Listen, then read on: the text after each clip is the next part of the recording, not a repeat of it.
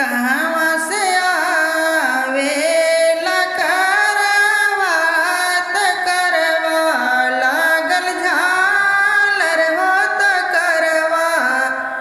लागल झालर हो मोरी सखिया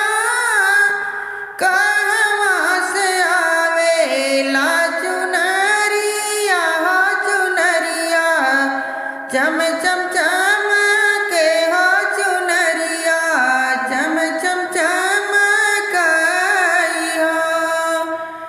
मोरी सखिया कहवा से आवे ला चुनरिया हो चुनरिया चम चम चमकई हो चुनरिया चम चम चमकई हो नैहर से आवेला करवा हो त करवा लागल झालर हो त करवा लागल झालर हो सखिया ससुरा से आवेला चुनरिया हो चुनरिया चम चमकई हो चुनरिया चम चमकई हो सखिया ससुरा से आवेला चुनरिया चुनरिया चम चमकई हो चुनरिया चम चमकई हो के हमके दीहले सरगहिया हो त भोरे भोर जगावै हो त भोरे भोर जगावै हो मोरी सखिया के हमके दीहले सिंदूरवा हो सिंदूरवा बड़ा चमकई हो सिंदूरवा बड़ा सुंदर हो मोरी सखिया के हमके दीहले सिंदूरवा हो सिंदूरवा बड़ा चमकई हो सिंदूरवा बड़ा सुंदर हो सासू हमके दीहली सरगिया त भोरे भोर जगावै हो त भोरे भोर जगावै हो सखिया पिया हमके दीहले सिंदूरवा सिंदूरवा चम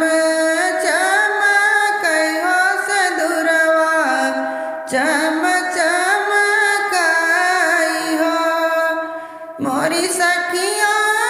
पिया हमके दीहले सिंदूरवा हो सिंदूरवा चम चमकई हो पहिन गले मंगलसूत्रवा त लाल लाल सड़िया हो त लाल लाल सड़िया हो सखिया पहिन लाल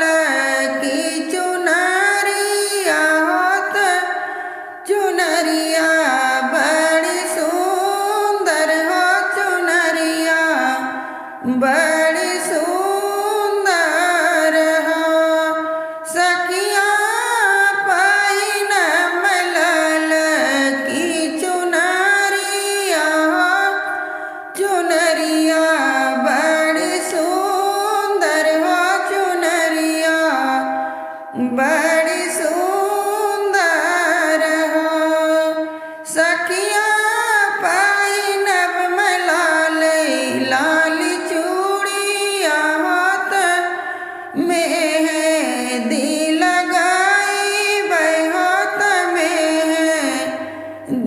लगाई भाई हो।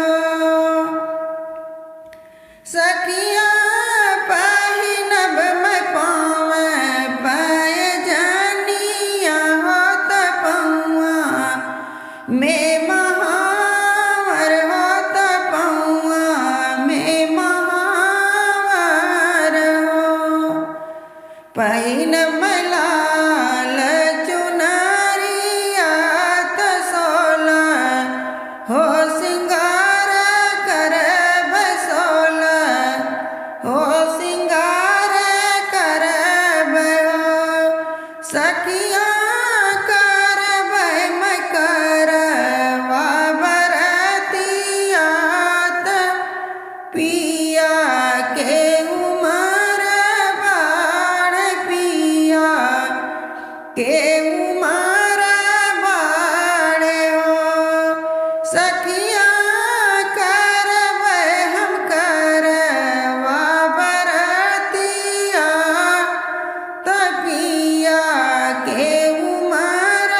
बाढ़ पिया के उमर